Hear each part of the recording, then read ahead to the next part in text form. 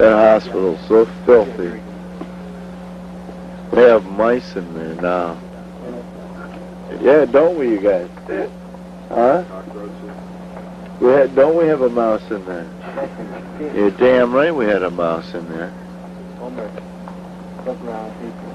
And it's supposed to be a hospital, you know, real cleanly and all that crap. And they're really, they're just really getting on a lot of people. We got some good aides, very good aides, but we don't have any doctors. That's a big hang-up right there. Damn doctors. We can't get any qualified, you know, doctors to go on the SCI ward. Now they got that stupid El Turay. They're going to kick him out and put another man in there.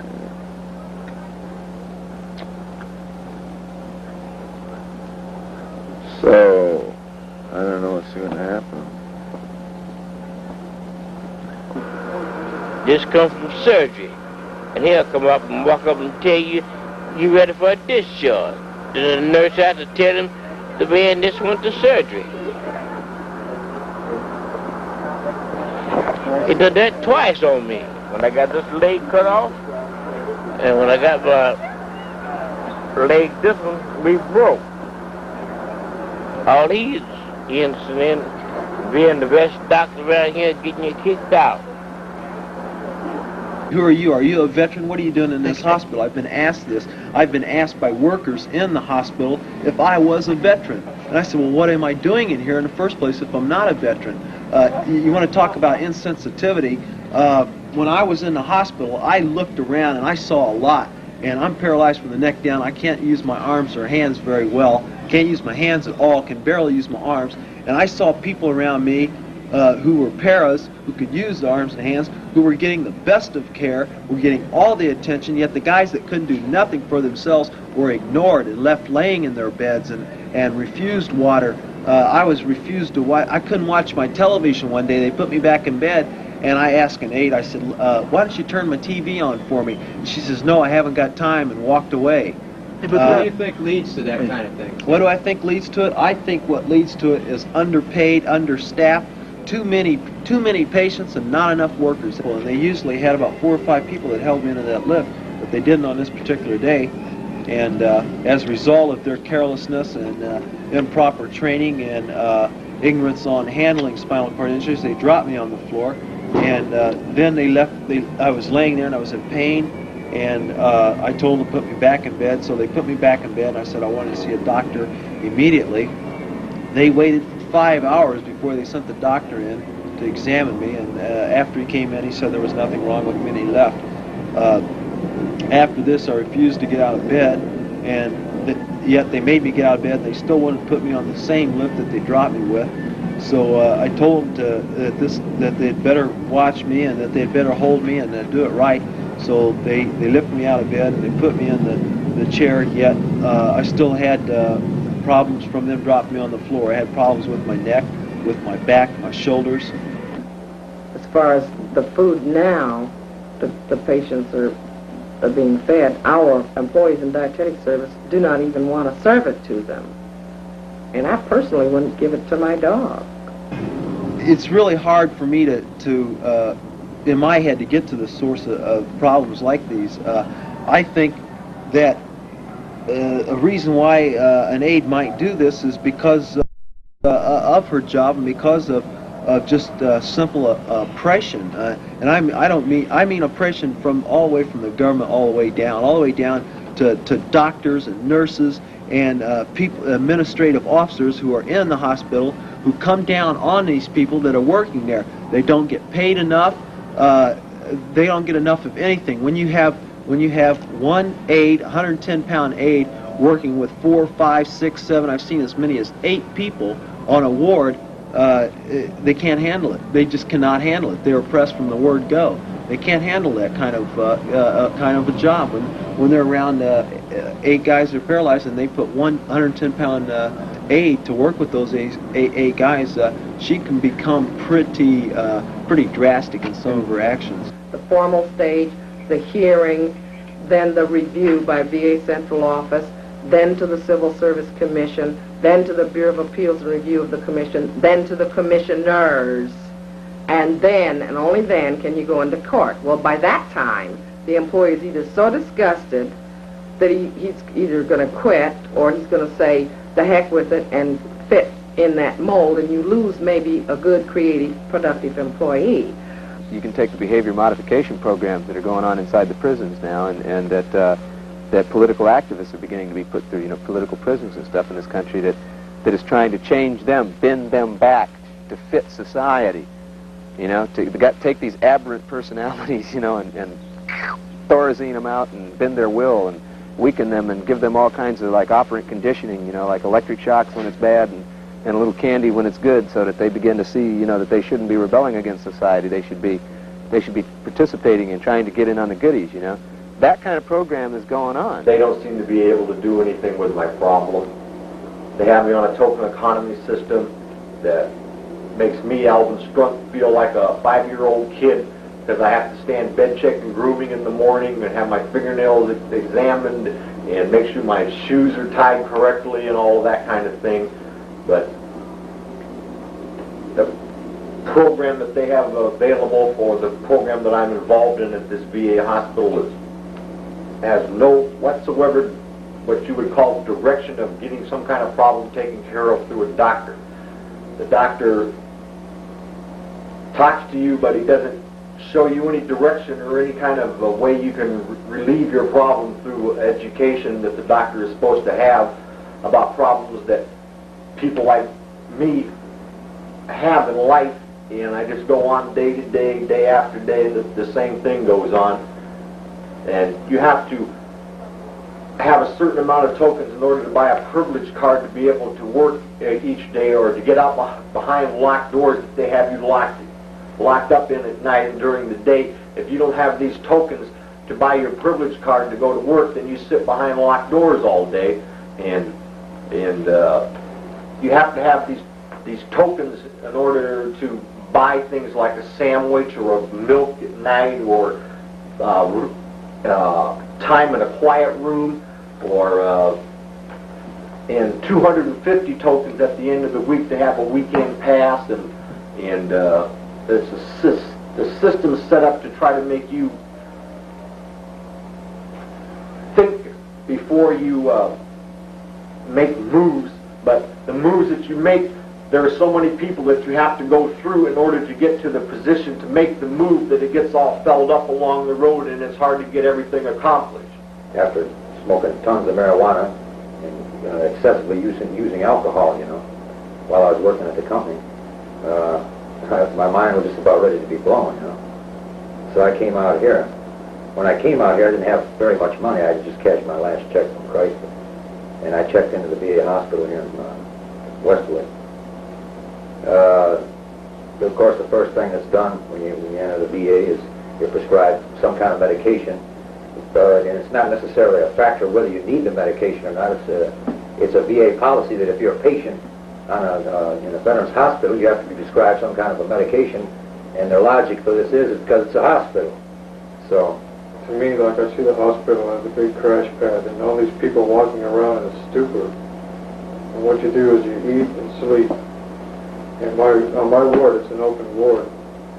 And like, we can come and go pretty much without those tokens, which I'm pretty lucky that way. But you never do get to see the doctor very much. People need to have an interpretation of what hospitals are really like. They're not chain lockers where everybody's chained to the wall and everybody's a psychotic killer. Although a lot of veterans have seen things in Vietnam that the average person wouldn't want to think about or care to see. They've seen plenty of horrors. They've had to kill people, and etc. Veterans are trying to adjust themselves to the social dilemma they find when they come back from Vietnam, and there's no way they can figure it out by themselves, and they need help in doing this. And if people aren't ready to understand the veteran himself and what's going on in VA hospitals, and the general attitude you find when you go to a VA hospital is, I'm getting my paycheck, and I'm gonna do this and I'm gonna do that, and that's it, and nothing else, you know.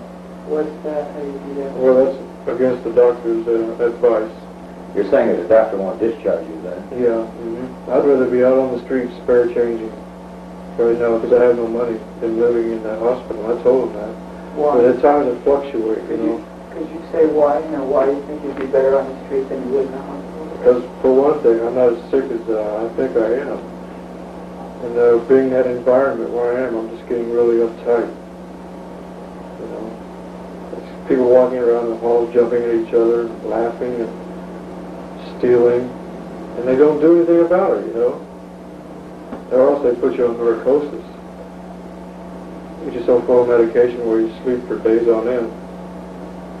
And like I have to really control my anger, which brings it down on me. And like it's all a big circle, like, you know. And like I don't know what's going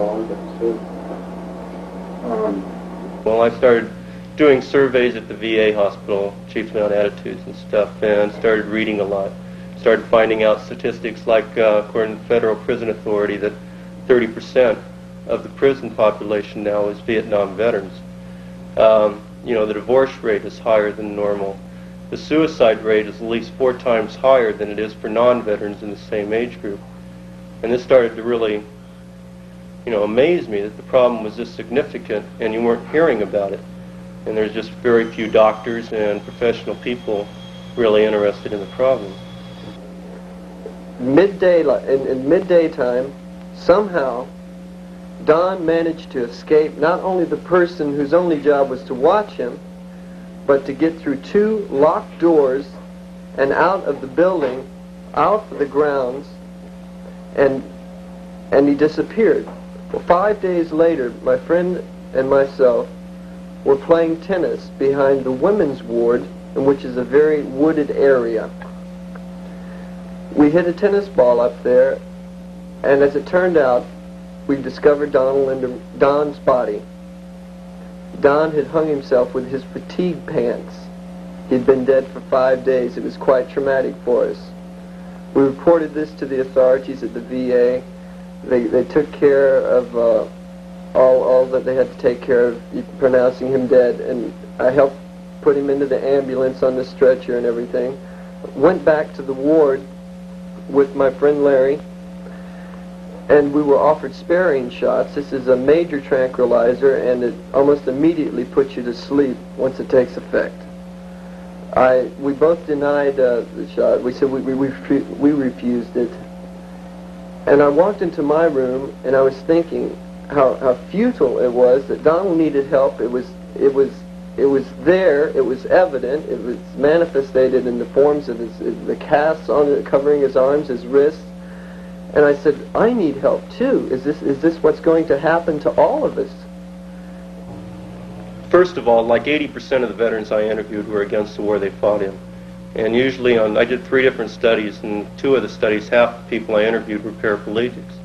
And this really shocked me because these guys are going to be on their back or in a wheelchair for the rest of their life, and it would just seem logical that these people would want to support the war that put them in that chair.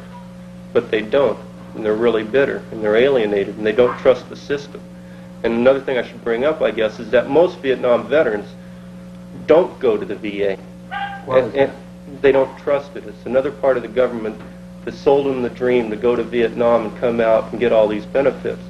And, you know, the dream's blown.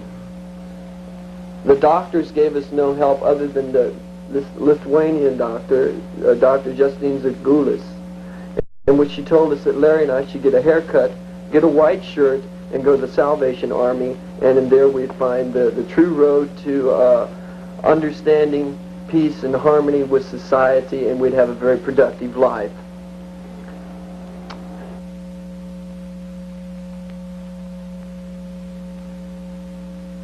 That was where the people from the VA were at, you know. They just apparently have no conceptualization of what the real problem is. It's when the guy is down he's gotten, say, a bad discharge, and he's already down. He may be strung out, he may be mentally or physically in bad shape. They're going to try and deny him, and just deny him right on down the line. I went before the Strike Board 4 times, and they meet like once every 2 months or once every 3 months.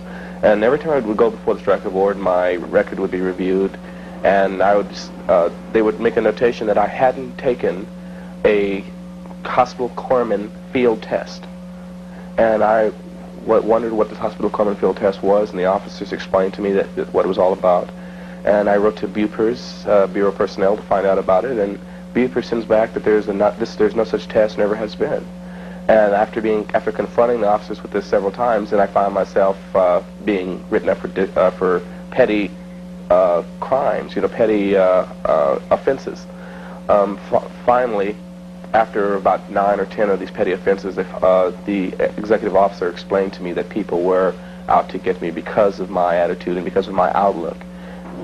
I went down to TWA to get a job for airplane washer, which is something I'd done in the Navy. And I filled out all the forms, got up to the interview, and they said, do you have any problems in the Navy? And I said, no.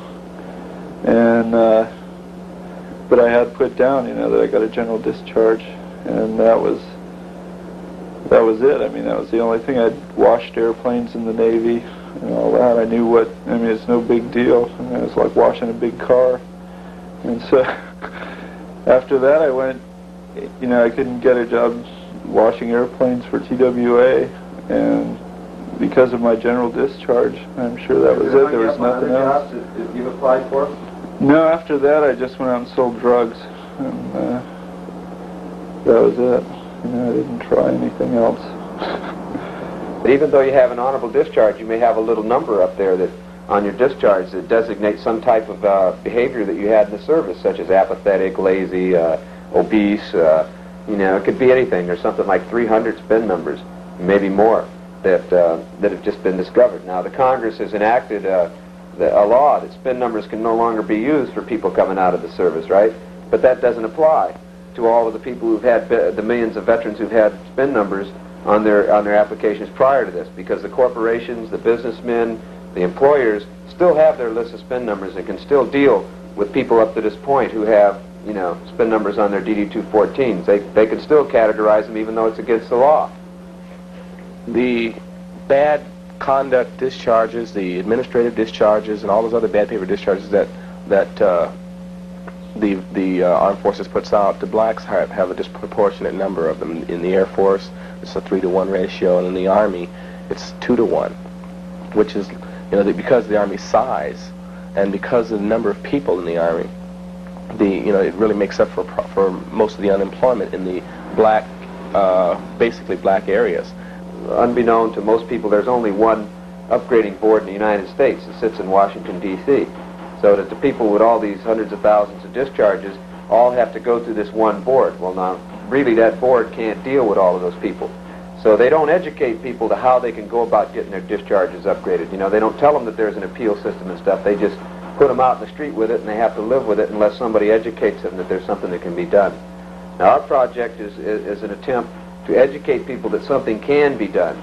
So we tell them that, yes, we can put you through the process, and hopefully we'll get your discharge upgraded. What happens is about like 1 out of 15 or something becomes upgraded when it goes through this process. I was very glad when I got out of the service, and I would honestly recommend to any person in this country that if he doesn't have to go, that he shouldn't go, because it is not beneficial to him at all. The only thing I went in for was for the veterans' benefits, and I'm not even getting that. So a total all-in-all service career was just a rip-off.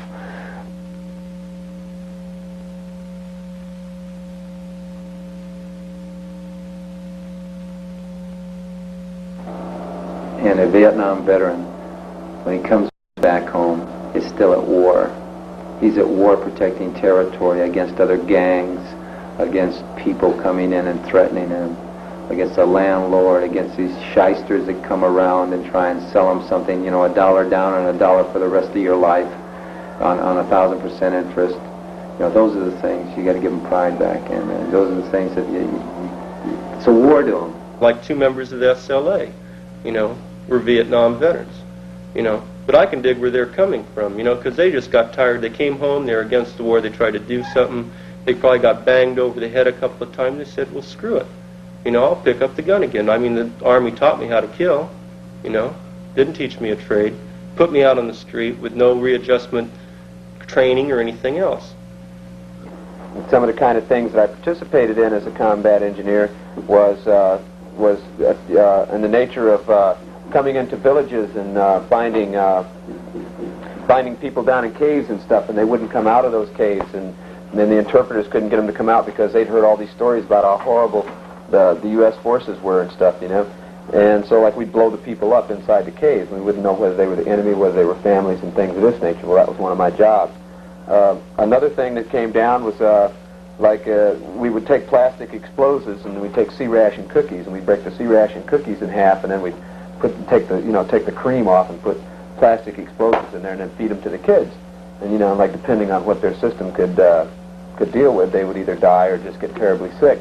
And that was kind of like a thing that was commonplace. And then in terms of, as an engineer, the kind of things we brought down on the people as a whole would be on road sweeps, where we couldn't get the people to quit putting mines in the roads. We tried the capitalistic approach. We tried to get them to, we tried to buy the mines, you know. We'd tell them, we'd give you 300 piastres for every mine that you'll tell us is out in the road. So what they'd do is, if there was 10 in the road, they'd sell us 8 and that left 2. You know, they caught on to our system very fast. And we still had to deal with those 2 mines in the road. So what we had was a big seminar where all the mine sweep people came in together, and we decided that the only way to deal with it was to burn the villages down on, 300 yards to either side of the road.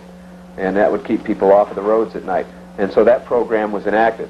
Now, like, participating in all of those kind of things at the time was pretty easy to do, because I had an attitude, I had a racist attitude, and felt like that these people were less than human. We talked down to them, we kicked them around, beat up on the laundry dude and stuff like that consistently. The women were dehumanized and were only prostitutes, be out fucking the troops out in the rice paddies and stuff, He, before he came into the hospital this last time, he had 2 big dogs, and he's got an arsenal of 15 guns, and he shot his dogs and was found, with the blood of his dogs on his arms. And so he was brought in, and they were trying to deal with this behavior. And the guy, amazingly, didn't come off as crazy lunatic. He was a very rational person. You could talk to him and have a real rational discussion. And then he'd say, I really have this feeling. I want blood on my hands, and I feel like I want to kill him.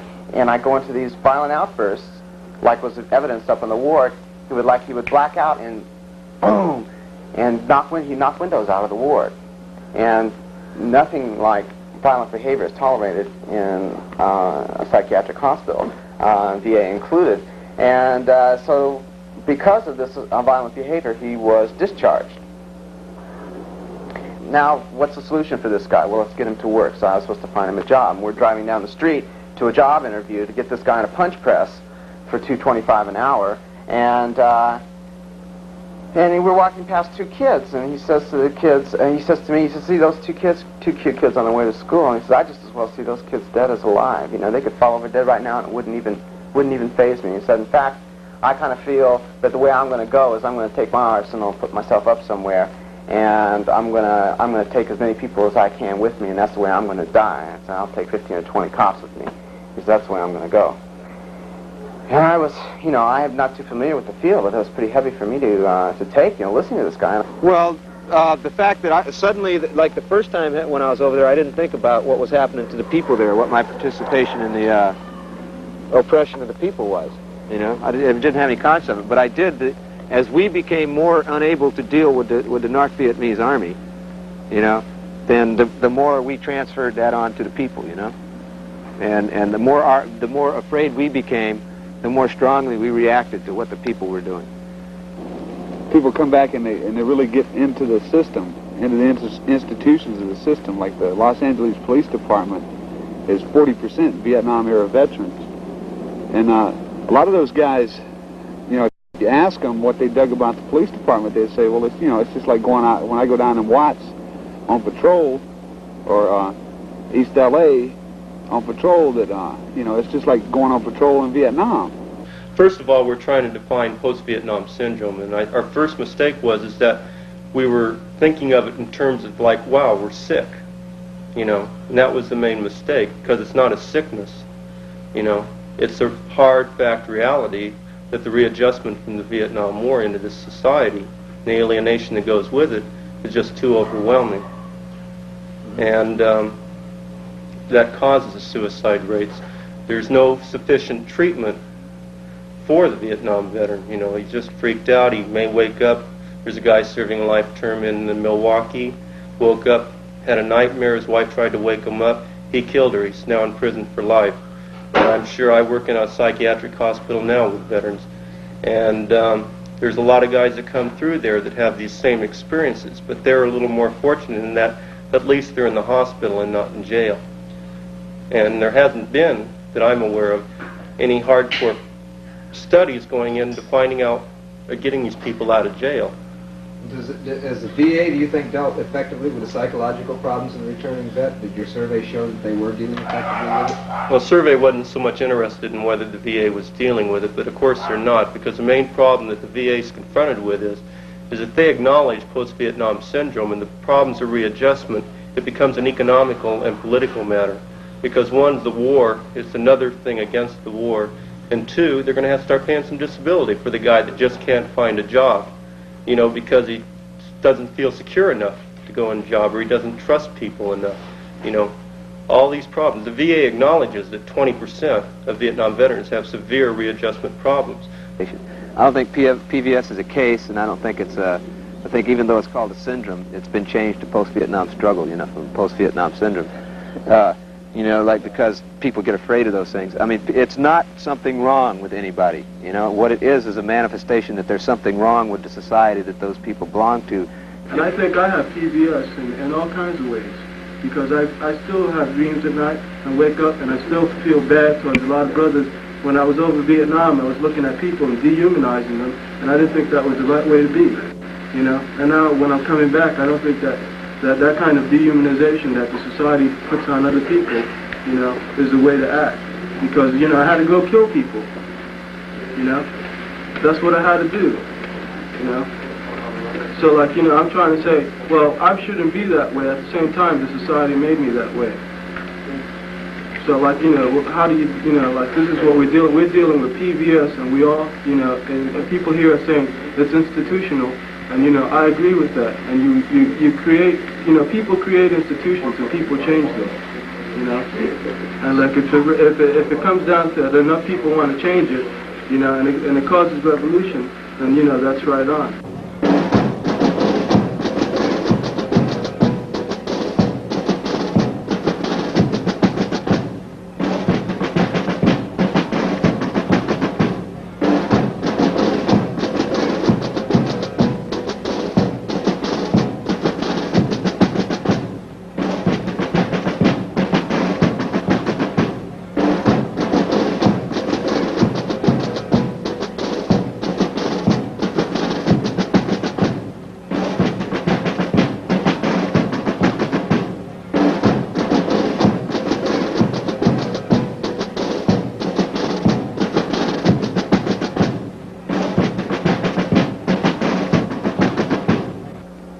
Since Santa Cruz County has that whole atmosphere of you know, go off to the hills and get away from it all, you know, a lot of people came here, and a lot of veterans came here to get away from it all. It was their escape, you know. So they came up and they hid out in the hills and blowing their harp and polishing their rifle and doing whatever, you know. So, like, but after they've been there a couple of years in the hills doing all the things that they thought was going to make it, you know, a whole lot better, you know, getting by, surviving. But still, they realize that the problems ain't went away. They haven't escaped from them because they're still here. When they go down, you know, to Santa Cruz to buy the groceries, they still got the same problems. When they try to get their unemployment, they got to get a haircut. Yeah, you know, and all these things just people just start, you know, realizing that they can't escape from it. And here, that becomes more obvious because a lot of people came here to escape. From all my studies and stuff, it seems that the only way to really help the Vietnam veteran is create an atmosphere where groups are run for and by Vietnam veterans themselves. You know, you can bring in professional people, you know, like your doctors and stuff, later after the group has already built up a unity and some trust in each other, and they know where they're going and they can open up, you know. What are some of the steps leading up to that? How would you go about organizing something like that? Well, what it takes is more non-profit organizations. You know, it takes more money. Like I've been involved with a group in San Diego called Pro Veterans Center, and they're just now getting started, you know, trying to create a crash pad, you know, for veterans just traveling around, because there's a lot of veterans very mobile and just traveling around spaced out. They don't know where to go, and they don't know how to settle down, and they don't even have the desire to, you know. So try to get them in there, get them together, get them organized, you know, on getting their own heads straight. And there's the Hatch Act that say if you say anything political, they can fire you. And they try to keep, they want a force of loyal servants to the powers that be and their most political appointees. And recently the Supreme Court passed a decision that said, if I say anything against my agency or against my boss, they can fire me without any due process whatsoever.